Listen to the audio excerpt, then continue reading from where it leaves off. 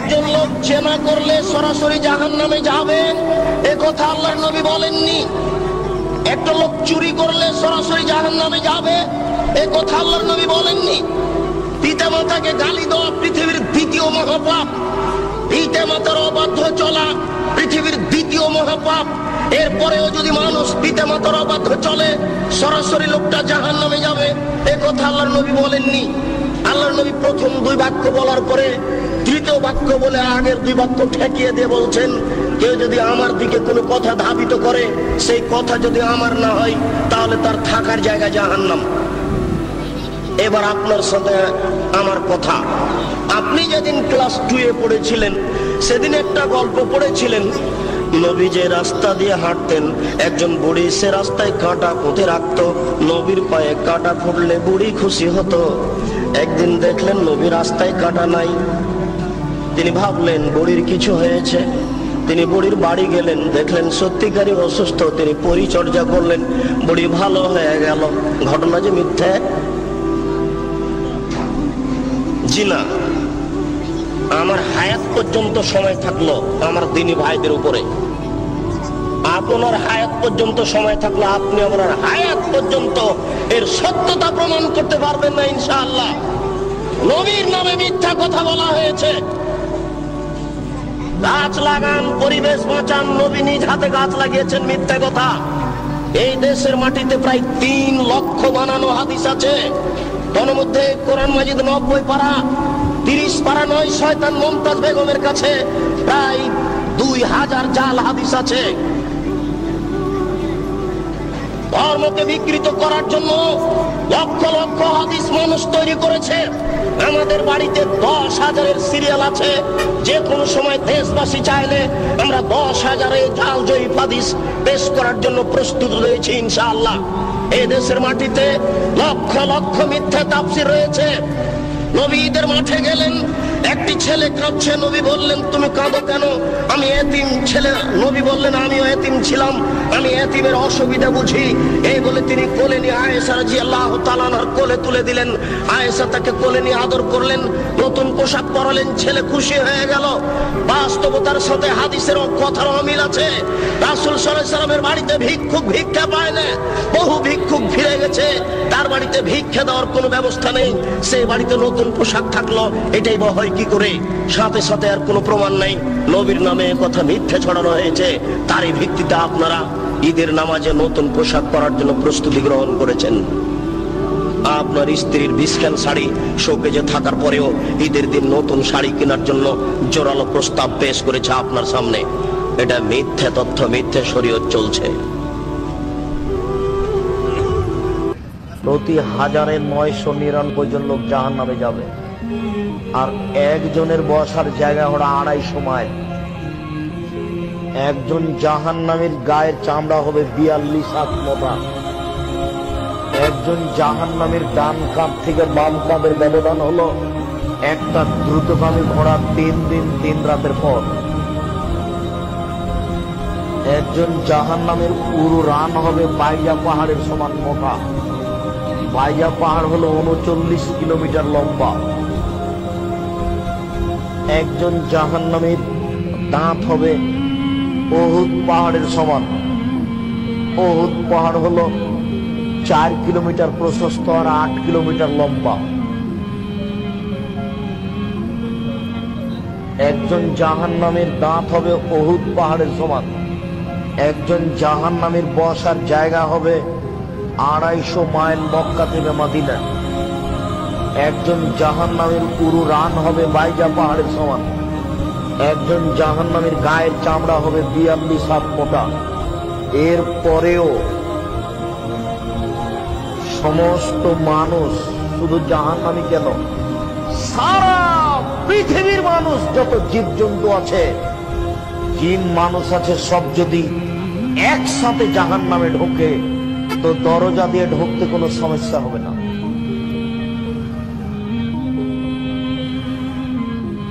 আর জাহান্নাম বলতে শুধু নারী আর নারী, জাহান্নাম বলতে শুধু নারী আর নারী, জাহান্নাম বলতে শুধু নারী আর নারী, কিছু পুরুষ, 2-1 জন।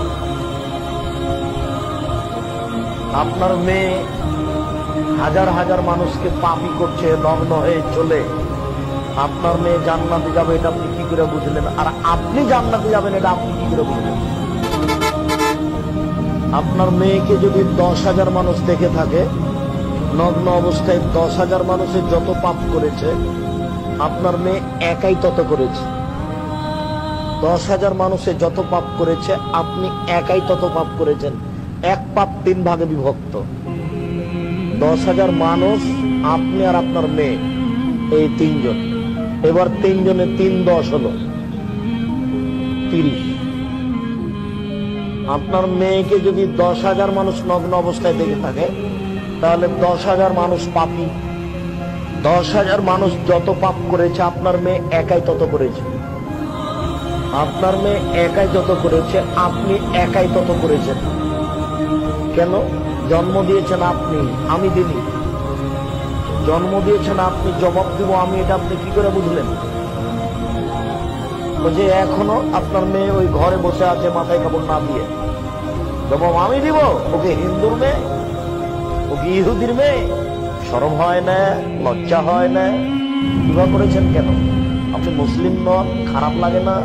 লজ্জা থাকা উচিত। লজ্জা কি বেঁচে খেয়েছেন? মেয়ে নগ্ন হয়ে চলে কেন? আপনি মুসলমান নন, লজ্জা লাগে না, খারাপ লাগে না? লজ্জা কি বেঁচে খেয়েছেন? আবু হুরায়রা রাদিয়াল্লাহু তাআলা আনহু বলেন, রাসূল সাল্লাল্লাহু আলাইহি ওয়াসাল্লাম বলেছেন, আল হায়া ওয়াল ঈমানু কারনাউ জামিয়া। লজ্জা এবং ঈমান দুটো একসাথে জমা ধরে আছে। আচ্ছা, ওই ছেলেটা ও উঠে যাচ্ছে, আপনি খেয়াল করছেন না কেন? ও তো কথা বুঝতে পারে না। আর যার সামনে যে যাবে ও তো কথা ধরতে পারবে না। আমি তো আর আপনাকে কোনো কাহিনী শোনাতে আসিনি, আপনি ওইটা মনে করবেন না। পাথরের মতো বসে থাকতে হবে, প্রত্যেকটা কথাকে মনে করতে হবে 1 কোটি টাকা মূল্য। ওই যে দোকানে এখনো বসে আছে, আপনি জানো ওখানে বসে থাকেন, এখানে এসেছেন কেন? ওই যে দোকানে বসে আছে চা খাচ্ছে, জবাব আমি দিব? ওর বাপ ওকে জন্ম দিয়েছে, ওর বাপ জবাব দিল, আমি দিব কেন? ও জানে না যে আপনি। সর্বশেষ যে লোকটা জান্নাতে যাবে তাকে আল্লাহ তাআলা জাহান্নামের আগুনে পোড়াতে পোড়াতে ছাই বানিয়ে ফেলবে। আল্লাহ বলবেন, জিব্রাইল যাও একটু দেখো, একটা মাত্র সেজদা দিয়েছে আমাকে, এরকম কাউরে পাওয়া যায় কিনা। বাটি চালান দিয়ে দেখো পাওয়া যায় কিনা। খুঁজে খুঁজে কাউরে পাবে না। আল্লাহ বললেন আবার দেখো, খুঁজে খুঁজে একজনকে পাবে, সামান্য ইমানের ছিটে ফোঁটা তার অন্তরে ছিল। আল্লাহ বলবেন, যেহেতু ছিটে ফোঁটা আছে, অনেক মায়ের খাইছে, ওকে বের করে জাহান্নাম থেকে বের করে একটা নির্ধারিত দূরত্বে রেখে দেয়া হবে। কিন্তু জাহান্নামের আগুনের লেলিহান শিখাতে তার গা ঝলসে যাবে। সে আল্লাহর ডেকে বলবে, মাবুদ তোমার কাছে আমি কিছু চাই না, জাহান্নাম থেকে তুমি আমাকে বের করেছো, জীবন নদীর পানি তুমি আমার গায়ের মধ্যে ঢেলে দিয়েছো, আমি আবার সজীবতা ফিরে পেয়েছি। আমি তোমার কাছে জান্নাত চাই না, শুধু নিরাপদ একটা দূরত্বে আমাকে রেখে আসো, যাতে জাহান্নামের আগুন আমারে কষ্ট দিতে না পারে। আল্লাহ, আমি কিন্তু তোমার কাছে জান্নাত চাই না। কি চাই না?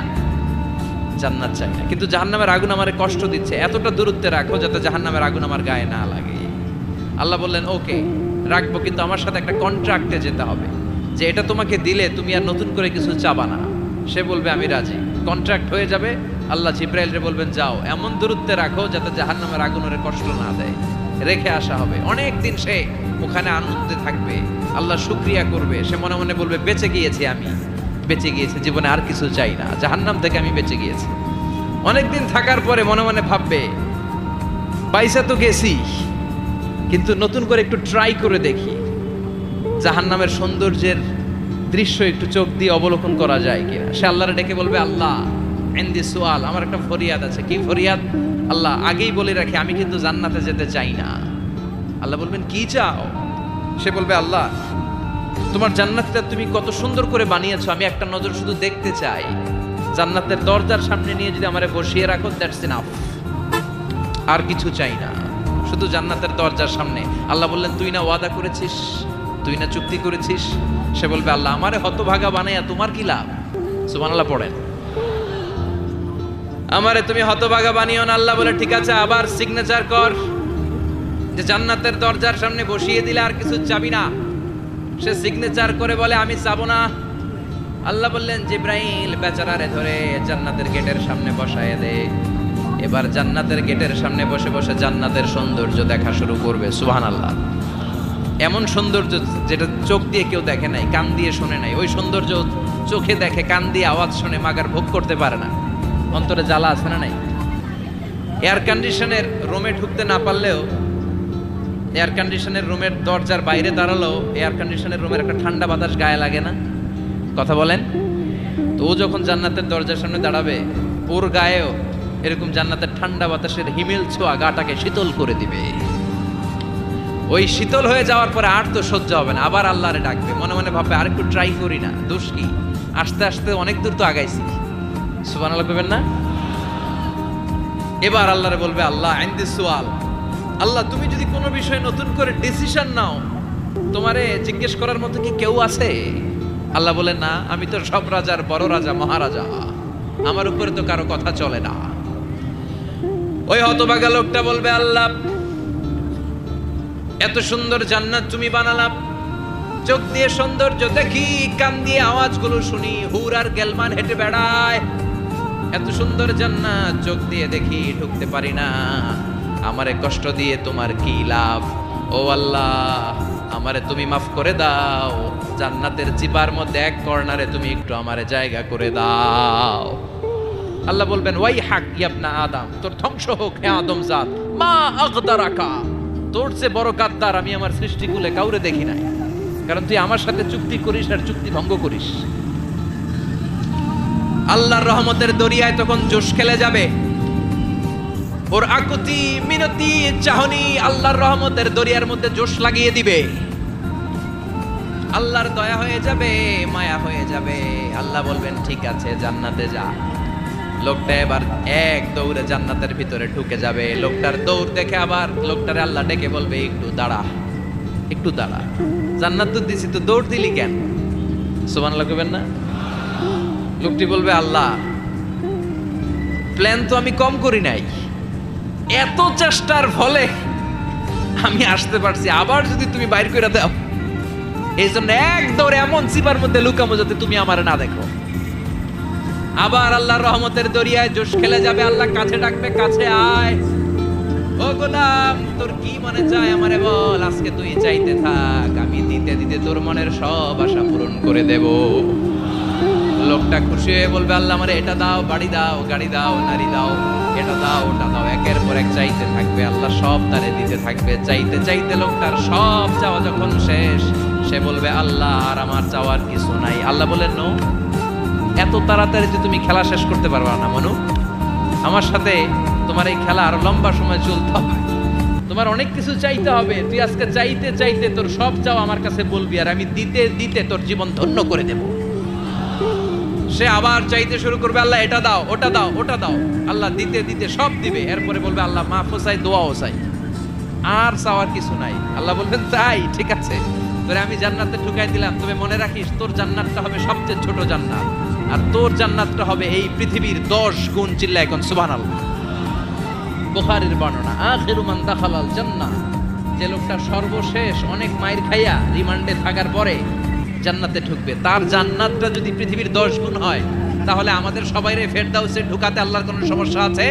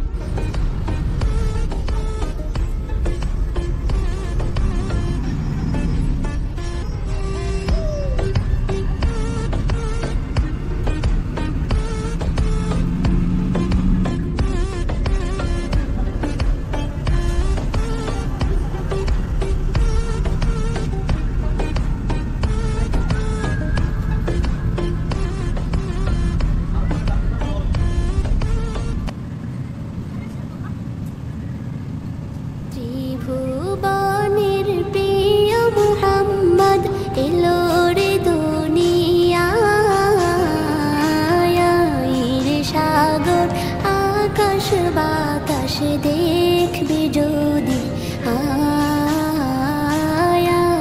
রে সাগর আকাশ বাতাস দেখবি যদি ত্রিভুবনের প্রিয় মুহাম্মদ এলো রে দুনিয়ায় রে সাগর আকাশ বাতাস দেখবি যদি আয় রে সাগর আকাশ বাতাস দেখবি যদি ধুলির ধরা বেহেশতে আজ জয় করিল দিল রে লাজ ধুলির ধরা বেহেশতে আজ জয় করিল দিল রে লাজ আজকে খুশির ঢল মিছে ধূসর সাহারা রে সাগর আকাশ বাতাস দেখবি যদি আয় রে সাগর আকাশ বাতাস দেখবি যদি দেখ আমি না মায়ের কোলে দোলে শিশু ইসলাম দোলে দেখ আমি না মায়ের কোলে দোলে শিশু ইসলাম দোলে কচি মুখে শাহাদাতের বাণী শেষ শোনায় রে সাগর আকাশ বাতাস দেখবি যদি আয় রে সাগর আকাশ বাতাস দেখবি যদি আজকে যত পাপী ও তাপী সব গুনাহের পেল রে মাপি আজকে যত পাপী ও তাপী সব গুনাহের পেল রে মাপি দুনিয়া হতে বেইনসাফি জুলুম নিল বিদায় রে সাগর আকাশ বাতাস দেখবি যদি আয় রে সাগর আকাশ বাতাস দেখবি যদি ত্রিভুবনের প্রিয় মুহাম্মদ এলো রে দুনিয়ায় রে সাগর আকাশ বাতাস দেখবি যদি আয় রে সাগর আকাশ বাতাস দেখবি যদি ত্রিভুবনের প্রিয় মুহাম্মদ এলো রে দুনিয়ায় রে সাগর আকাশ বাতাস দেখবি যদি আয় রে সাগর আকাশ বাতাস দেখবি যদি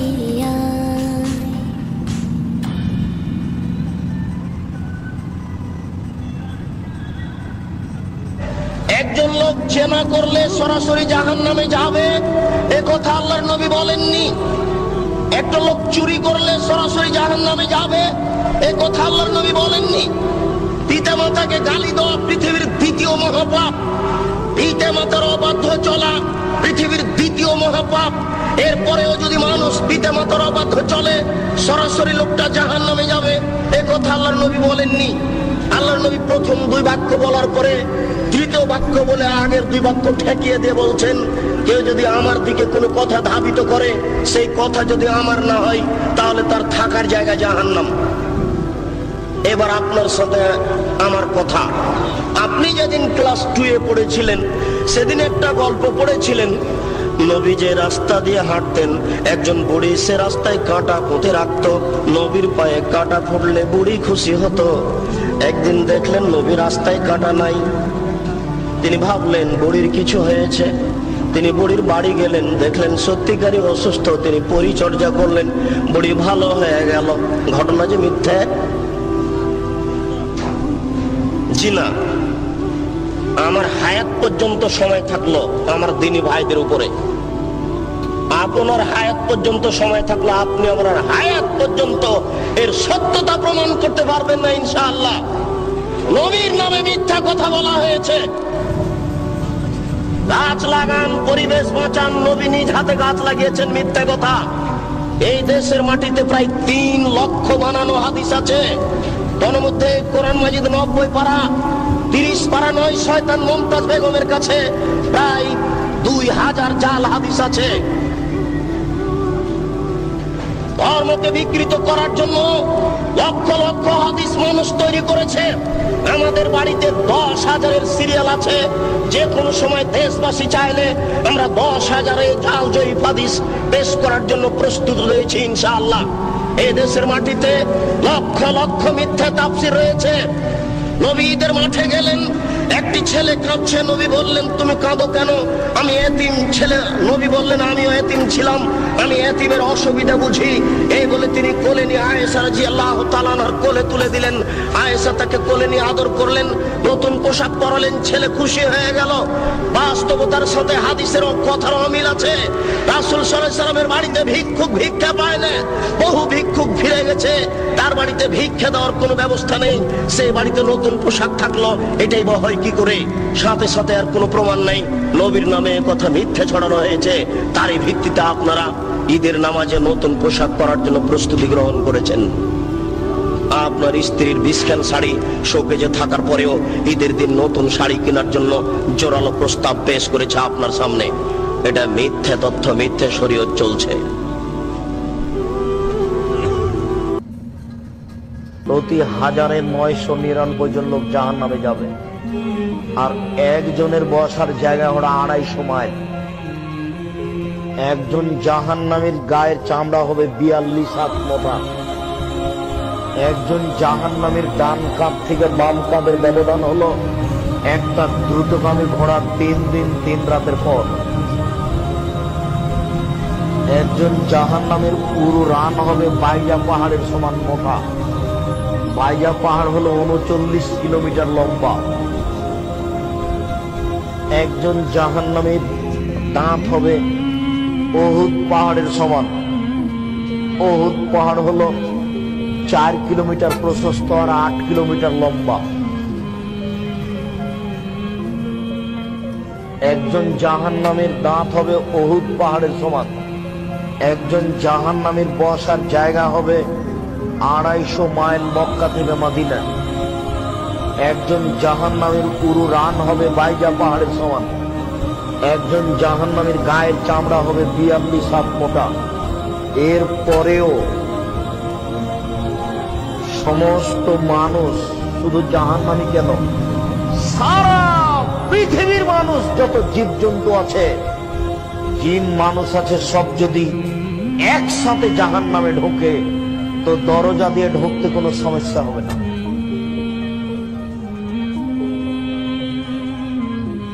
আর জাহান্নাম বলতে শুধু নারী আর নারী, জাহান্নাম বলতে শুধু নারী আর নারী, জাহান্নাম বলতে শুধু নারী আর নারী, কিছু পুরুষ 2-1 জন। আপনার মেয়ে হাজার হাজার মানুষকে পাপী করছে, নগ্ন হয়ে চলে, আপনার মেয়ে জান্নাতে যাবে এটা আপনি কি করে বুঝলেন? আর আপনি জান্নাতে যাবেন এটা আপনি কি করে বুঝলেন?